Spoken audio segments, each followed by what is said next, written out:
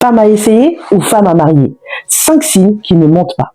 Es-tu une femme à essayer ou une femme à marier? Hello mes belles femmes de qualité et bienvenue sur ma chaîne. Aujourd'hui, je veux que l'on aborde ensemble un sujet qui touche beaucoup de femmes et qui, à mon sens, mérite une vraie réflexion. Es-tu une femme à essayer ou une femme à marier? Peut-être que cette question te dérange ou te provoque un certain malaise. Et c'est normal. Mais prends un instant pour te poser cette question avec honnêteté. Comment est-ce que je me perçois? Et comment est-ce que les autres pourraient me percevoir dans une relation? Ce sujet n'a rien à voir avec le jugement des autres ou une comparaison toxique entre femmes. Il s'agit avant tout d'un travail sur toi, sur ta perception de ta propre valeur et sur les énergies que tu dégages dans tes relations. Pourquoi? C'est une question essentielle. Dans un monde où les relations sont parfois perçues comme éphémères et où les engagements peuvent sembler fragiles, il est plus important que jamais de comprendre comment tu te positionnes dans tes interactions. Ce n'est pas une question de plaire à tout prix ou d'essayer de te conformer à des attentes externes, mais plutôt de déterminer ce que tu veux vraiment. Comment tu te vois dans une relation et surtout, comment veux-tu être perçu par un partenaire de qualité?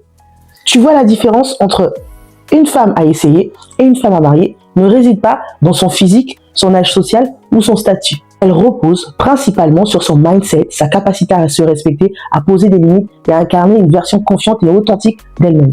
Ce que tu vas apprendre dans cette vidéo. Durant cette vidéo, on va aller en profondeur pour te permettre d'y voir plus clair. Ensemble, on va explorer les différences fondamentales entre une femme perçue comme une option temporaire et une femme considérée comme une priorité. Les comportements et attitudes qui peuvent soit renforcer ton pouvoir d'attraction, soit au contraire t'empêcher de vivre une relation saine et épanouissante. Les erreurs courantes que beaucoup de femmes commettent, souvent sans même s'en rendre compte, et qui les placent dans les cases de femmes à essayer. Et enfin, je vais te donner des clés concrètes pour devenir une femme de qualité, une femme confiante, une femme à marier. Pourquoi tu dois rester jusqu'à la fin? Parce que je vais te partager aujourd'hui. Ce n'est pas seulement un ensemble de conseils, c'est un véritable guide pour aligner ta vision de toi-même avec les relations de qualité que tu mérites d'attirer dans ta vie. Mon but, c'est de te donner les outils pour te transformer, pour te sentir puissante, pour reconnaître ta valeur et pour ne jamais accepter moins que ce que tu mérites. Un petit message pour toi. Tu n'es pas là par hasard. Si tu as cliqué cette vidéo, c'est probablement parce que tu ressens au fond de toi que tu veux plus. Plus de respect, plus de connexion, plus de stabilité dans tes relations. Et tu sais quoi? Tu as le droit de vouloir plus. Tu as le droit de poser des standards, de croire en toi et de t'épanouir pleinement. Alors, installe-toi confortablement, prends de quoi noter si tu le souhaites et prépare-toi à une conversation puissante qui pourrait changer ta vie, ta perception de tes relations. Alors, mesdames, si vous êtes nouvelles ici, n'oubliez pas de vous abonner à cette chaîne pour ne rien manquer de mes vidéos. Et si tu trouves ce sujet intéressant, pense à laisser un like et partager cette vidéo à une femme qui pourrait en avoir besoin. Et pour celles qui veulent aller plus loin, rejoignez ma communauté privée Femmes de qualité. Ensemble, on travaille à devenir la meilleure version de nous-mêmes pour attirer l'amour et vivre des relations exceptionnelles. Allez, plongeons directement dans le sujet. Es-tu une femme à essayer ou une femme à marier? Les différences fondamentales entre une femme à essayer et une femme à marier. Avant d'aller plus loin, il est crucial de comprendre ce qui différencie ces deux perceptions. Celle d'une femme qu'un homme considère comme une expérience temporaire et celle qu'il voit comme une partenaire de vie. Cette distinction repose sur des éléments bien précis, souvent subtils, mais qui influencent grandement la dynamique relationnelle. Une question de valeur perçue et non de valeur réelle. La première chose à noter, c'est que la différence entre une femme à essayer et une femme à marier ne repose pas sur sa valeur intrinsèque, car toutes les femmes ont une valeur. Cela dépend plutôt de la manière dont cette femme se présente, des standards qu'elle s'impose et des limites qu'elle fixe. La femme à essayer, elle cherche souvent à plaire à tout prix. Elle est prête à accepter les comportements qui ne respectent pas ses besoins ou ses valeurs simplement pour conserver la relation. Elle a peur de poser des limites, de peur de perdre l'attention ou l'affection de l'autre. Elle laisse souvent l'autre dicter la direction de la relation, ce qui peut la faire paraître comme une option et non une priorité. La femme à marier, elle connaît sa valeur et n'accepte pas qu'on la traite en dessous de ce qu'elle mérite. Elle n'a pas peur de poser des limites et de dire non, même si cela signifie risquer de perdre une opportunité. Elle inspire le respect et l'engagement car elle se respecte elle-même en premier lieu. Ce n'est pas l'homme qui décide si tu es à essayer ou à marier. C'est toi qui définis cette perception en fonction de la manière dont tu te positionnes et dont tu te valorises dans une relation. L'intention derrière la relation temporaire vs durable. La perception qu'un homme a de toi est également influencée par la dynamique que tu acceptes de mettre en place dès le départ. La femme à essayer, elle se contente souvent d'une relation légère, sans poser de cadre ou d'attente claire. Elle s'investit rapidement sans vérifier si l'autre est sur la même longueur d'onde. Elle peut tolérer un manque de clarté ou des comportements ambigus, espérant que les choses s'amélioreront avec le temps. La femme à marier, elle clarifie ses intentions dès le départ, sans pour autant forcer les choses. Elle exprime ce qu'elle cherche, une relation sérieuse et alignée sur ses valeurs. Elle ne perd pas son temps avec quelqu'un qui ne partage pas ses objectifs ou ses ambitions relationnelles. Elle incarne une stabilité émotionnelle et une maturité qui attire les hommes prêts à s'engager. Une femme à marier inspire naturellement le désir d'un engagement durable car elle ne joue pas avec sa propre vie sentimentale. Elle fait preuve d'une intention claire et d'une vision alignée avec ses valeurs. Les énergies que tu dégages, confiance ou besoin de validation. L'énergie que tu dégages est une clé principale qui influence la manière dont tu es perçu dans une relation. La femme à essayer, elle cherche souvent la validation externe pour se sentir bien dans la relation. Cela peut se manifester par des comportements comme chercher constamment l'approbation de son partenaire, vouloir être rassurée sur ses propres choix. Elle peut se montrer trop disponible, voire dépendante, ce qui peut donner l'impression qu'elle manque d'indépendance ou de mystère. La femme à marier, elle dégage une énergie de confiance, de sérénité. Elle sait qui elle est et n'a pas besoin que quelqu'un vienne la valider. Elle n'a pas besoin d'amour et d'attention. Elle est émotionnellement indépendante et partage sa vie avec un partenaire, mais elle ne cherche pas à combler des vides émotionnels à travers lui. Elle possède une aura magnétique qui attire les hommes de qualité, car elle se concentre avant tout sur son bien-être intérieur. Une femme à marier ne court pas après la validation externe. Elle sait que son épanouissement vient avant tout d'elle-même, et c'est cette confiance en elle qui la rend irrésistible. La gestion des limites et des standards. Enfin, la capacité à poser des limites et à maintenir des standards élevés est un élément fondamental de cette distinction. La femme à essayer, elle a tendance à baisser ses standards ou à accepter des comportements qu'elle n'approuve pas par peur de perdre son partenaire. Elle hésite à exprimer ses besoins, pensant que cela pourrait rendre la relation compliquée. La femme à marier, elle est claire sur ses attentes et n'hésite pas à les communiquer. Elle comprend que poser des limites est un acte d'amour envers elle-même. Elle préfère être seule que mal accompagnée. Elle ne fait pas de compromis sur ses valeurs fondamentales, même si cela signifie mettre fin à une relation. Une femme à marier ne tolère pas les comportements qui ne respectent pas ses standards. Elle fixe le temps de la relation dès le départ, ce qui la positionne comme une priorité et non comme une option. La distinction entre femme à essayer et une femme à marier n'est pas figée. Ce n'est pas une étiquette permanente, mais plutôt un état d'esprit, une manière de se percevoir et de se comporter dans une relation. Ce qui est important, c'est de comprendre que tu as le pouvoir de changer cette perception en prenant conscience de ta valeur, en posant des limites claires et en incarnant avec confiance inébranlable en toi-même. Prête à découvrir les comportements à éviter et les attitudes qui font toute la différence? Poursuivons ensemble. Les comportements qui te cataloguent comme une femme à essayer. Si certaines femmes sont perçues comme des partenaires temporaires, ce n'est pas une fatalité. Cela découle souvent de comportements inconscients, d'attitudes ou d'habitudes qui envoient des signaux contradictoires sur ce que tu attends d'une relation. Décortiquons ces comportements afin que tu puisses les identifier et t'en détacher. L'hyperdisponibilité. Être toujours accessible. L'un des comportements les plus répandus d'une femme perçue comme une femme à essayer est de se rendre constamment disponible. Cela peut sembler être une preuve d'attention ou de générosité, mais dans le cadre d'une relation naissante, cela peut transmettre un message d'insécurité ou de manque d'indépendance. Signe typique d'hyperdisponibilité. Répondre instantanément aux messages ou appels, quelle que soit l'heure ou les circonstances.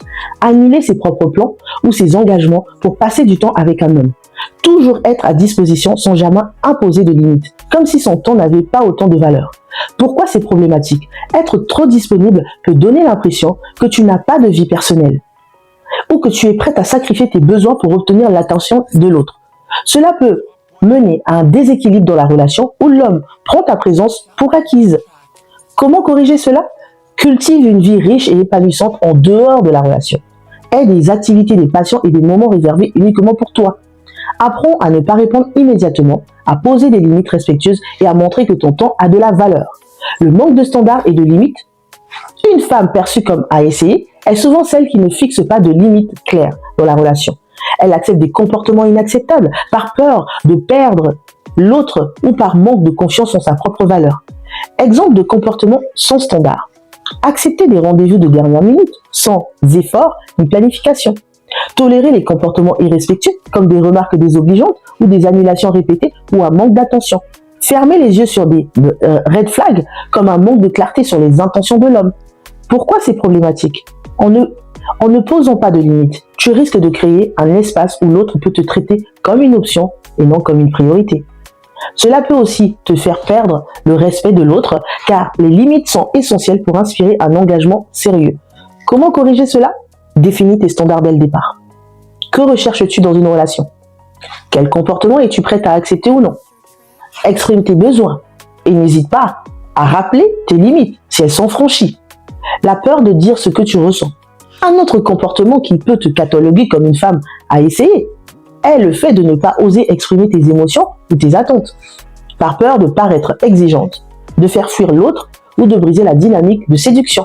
Tu gardes pour toi ce que tu ressens vraiment. Ne pas demander de clarté sur la direction de la relation. Par exemple, que veux-tu vraiment ? Faire semblant d'être d'accord avec des choses qui, au fond, ne te conviennent pas. Rester silencieuse face à des comportements qui te blessent ou te mettent mal à l'aise. Pourquoi c'est problématique ? Ne pas exprimer tes émotions peut donner l'impression que tu acceptes une relation superficielle ou déséquilibrée.